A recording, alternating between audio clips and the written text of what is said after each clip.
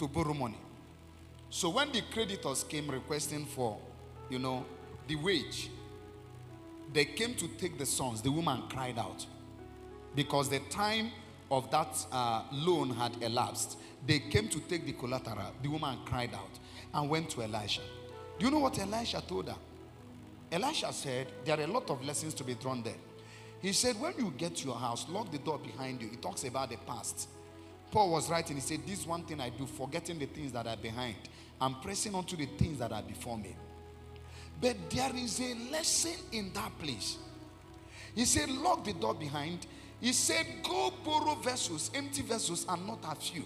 He said, you see that little oil you have? He said, keep pouring it into those empty vessels. Sir, ma, no vessel is empty in life.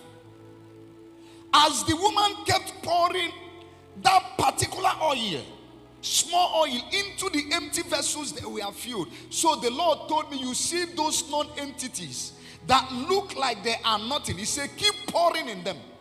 Their generation will celebrate them. He said, keep releasing in them, because no destiny is useless. Nobody is useless. People might think they are, but not one individual on the face of the earth is useless. He said, keep pouring.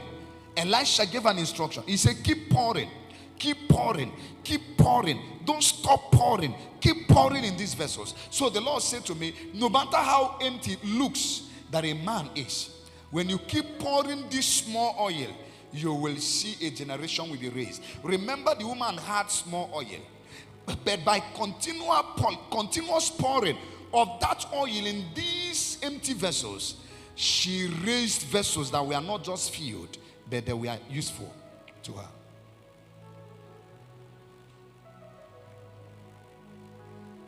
Be careful of those that you look at and you don't see destinies around them.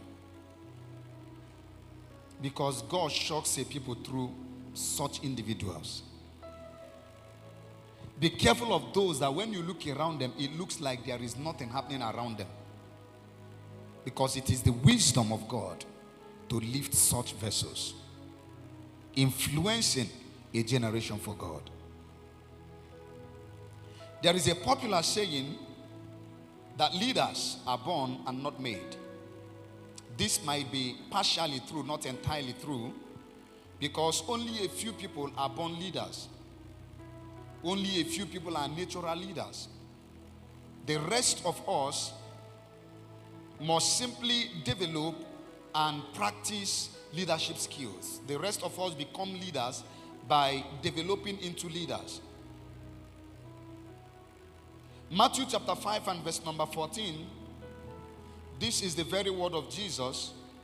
This is towards the end of his ministry.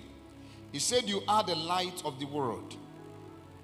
You know, no light exists for itself.